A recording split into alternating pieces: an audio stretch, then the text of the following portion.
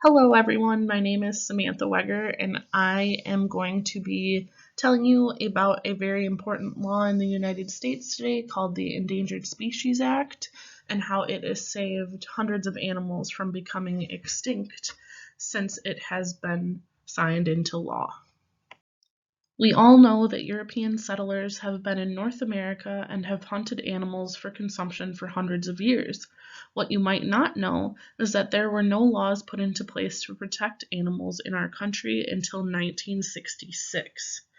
North America was always a very attractive country due to its lavish landscape, waterways, and the abundance of animals that it had. As we continue to modernize our culture, we have realized that we are ruining our nation's initial natural attractions and causing our animal species to die out. Helping animals has always been something I've wanted to do since I was a little girl.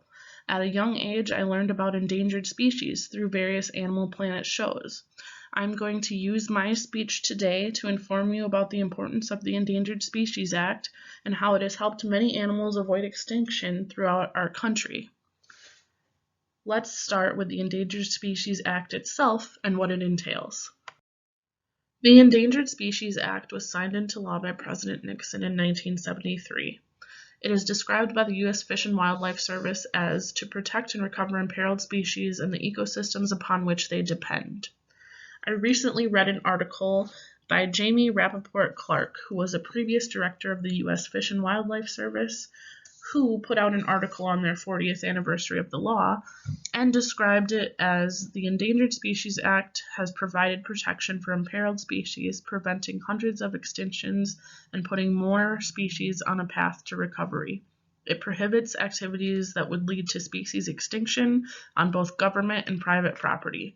Those powers are coupled with a wide range of creative tools that proactively conserve and recover wildlife.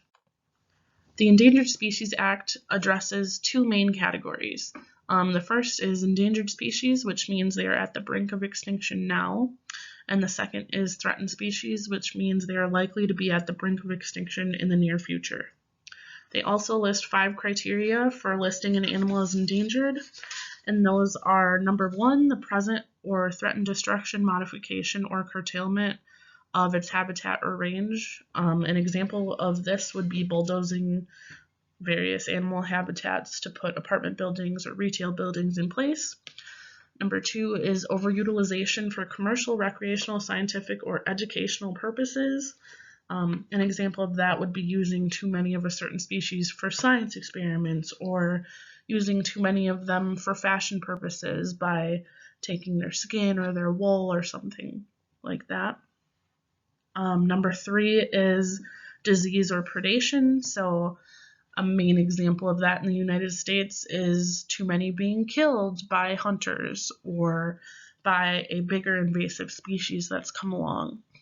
Number 4 is the inadequacy of existing regulatory mechanisms. And number 5 is other natural or man-made factors affecting its continued existence. Now that you know what the Endangered Species Act entails, let's look at the number of species of North American animals on the U.S. Fish and Wildlife Service's endangered list. There are currently 701 species of animals on the endangered and threatened species list in the United States. The U.S. Fish and Wildlife Service has these animals put into subcategories as follows. The first subcategory would be vertebrate animals, which includes mammals, birds, reptiles, amphibians, and fishes. And the second category would be invertebrate animals, which includes clams, snails, insects, arachnids, crustaceans, and corals. I realize that my speech specifically is just about animals, but the Endangered Species Act also incorporates many different plant varieties throughout the United States as well. Specific to Wisconsin, there are currently 24 known endangered or threatened species according to the U.S. Fish and Wildlife Service.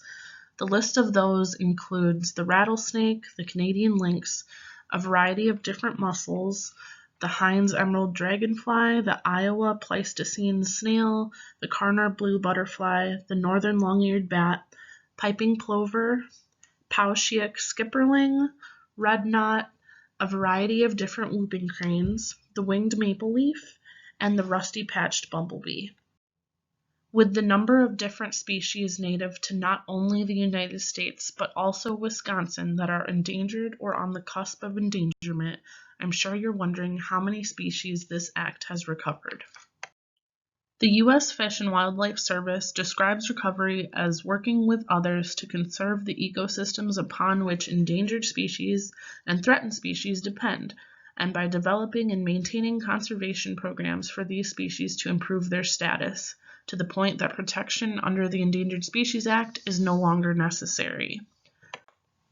An article that was released by the U.S. Fish and Wildlife Service in 2011 stated that they implement their recovery process as soon as a species is added to their list, and that 99% of animals added to this list have been prevented from going extinct.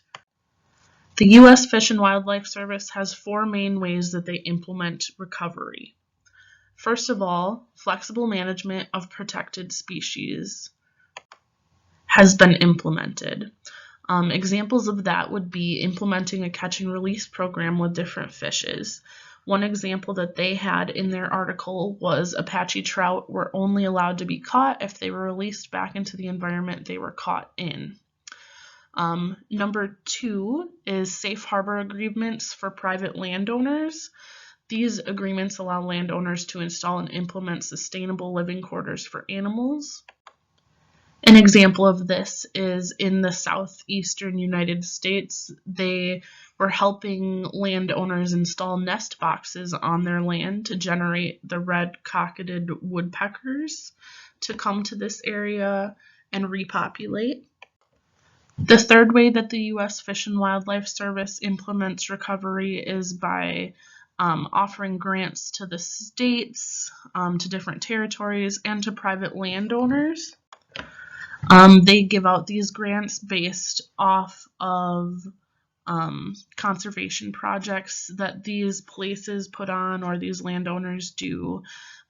They also give private landowners grants for their work in trying to conserve a species. The fourth way that recovery is implemented is by reintroducing species into their natural range.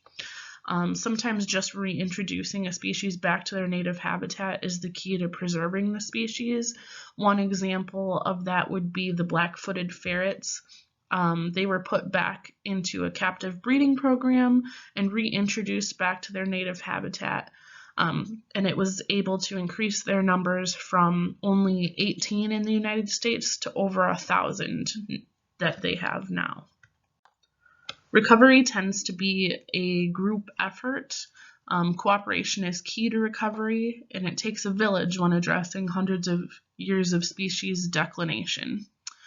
Places that this group effort comes from are federal, state, and local agencies, institutions of higher education. For example, UWSP conserves animals throughout Schmeekley Reserve.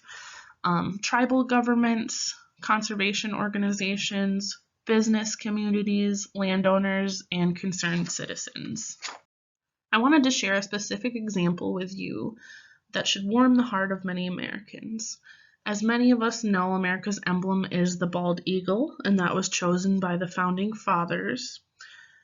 The American bald eagle has been on the endangered species list for roughly 60 years due to deforestation of habitat and a pesticide that was causing them to lay soft eggs that would never hatch, called DDT. This pesticide is now banned, and the eagle's habitats have been preserved to help reproduce more of the species. So luckily, they were considered recovered as of 2007. Despite only having 30% of their numbers back as of 2013, they are still increasing in numbers, so the U.S. Fish and Wildlife Service declares that a win. As we can see, the Endangered Species Act has and continues to benefit animals throughout North America. A healthy ecosystem depends on the plant and animal species that thrive within it. When a species within it becomes endangered, it is one of the first signs that this ecosystem is failing. There's a domino effect where if one species becomes endangered or dies out altogether, it unfortunately affects the next species and creates a vicious cycle. Fortunately for us, there is continued growth of education of these animals, and we will continue to try and preserve our nation's animals throughout the future. For me, being in the veterinary field and continuing on into wildlife education will help me to not only continue learning how to help these wonderful creatures, but will help me to implement these practices in my career field and everyday life.